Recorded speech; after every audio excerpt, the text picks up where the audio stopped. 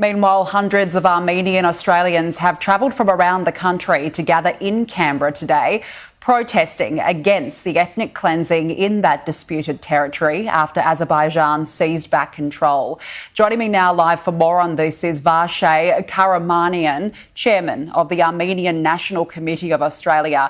Thank you so much for joining us this afternoon. What's your message in Canberra today? Thank you for having me. Today, the Armenian Australian community gathers in Canberra to protest against not only the Azerbaijani and Turkish embassies, but also calls on the American and Russian governments to do more on the ground.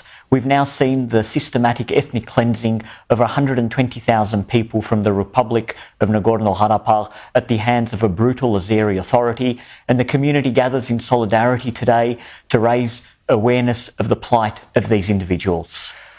For those of us who don't know what's going on in that disputed region, can you explain to us what the situation is at the moment?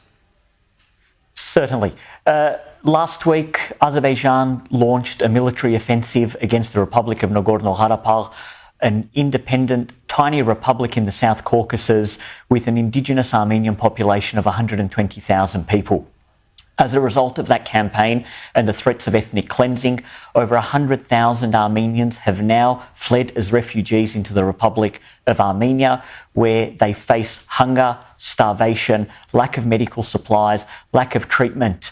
This is coupled with a 10-month-long blockade that Azerbaijan imposed, where these people had no access to any form of humanitarian assistance over the last 10 months. So you're gathering today in Canberra, as you mentioned. What can Australia do to help the situation?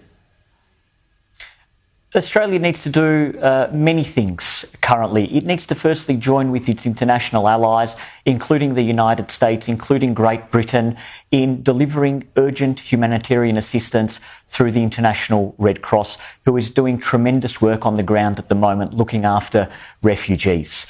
Australia also needs to call out Azerbaijan for this aggression. It took far too long for Australia to raise its voice, and today it needs to look at itself in the mirror as the bastion of a country who champions human rights around the world, to also call out Azerbaijan for its ethnic cleansing of 120,000 people in the 21st century. So you're calling on the government just to, the humanitarian side, but are you also asking them to do more to call out Azerbaijan? What in particular? Australia should look at implementing sanctions against Azerbaijan. We know that Azerbaijan has significant investments here in Australia, and Australia should be looking at ways of diversifying those investments to hold Azerbaijan accountable, to not allow an authoritarian regime to carry out such aggression towards a civilian population.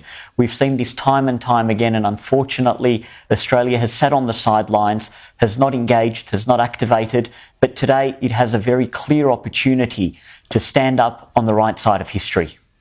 Has aid been able to travel to that disputed region and get to those people who need it the most at the moment? It has. Only last week, a delegation of parliamentarians from the New South Wales and Victorian parliaments were present on the ground, witnessing firsthand this humanitarian catastrophe unfold. From Australia, there was significant aid on behalf of the community that has already been delivered through the Armenian Relief Society of Australia, providing essential goods on the ground. As you would appreciate, we're entering the winter months in the Northern Hemisphere, and people are now homeless. They don't have blankets, they don't have clothing. So every bit of humanitarian assistance that can go needs to be on the ground today, and we call on Australia to also lend its hand, as it has done numerous times around the world, to 120,000 displaced people in the Republic of Armenia today. And just confirming, what sort of humanitarian aid are you calling for in particular? Australia can contribute to the International Red Cross's appeal, where the Red Cross on the ground is providing everything from tent housing to food to blankets to emergency medical supplies. For 10 months, these people have had access to nothing due to the blockade imposed by Azerbaijan. Today, the International Red Cross, along with numerous organisations who are operating on the ground are trying their utmost to deliver aid to these 120,000 people who have left their homes with nothing but the shirts on their back.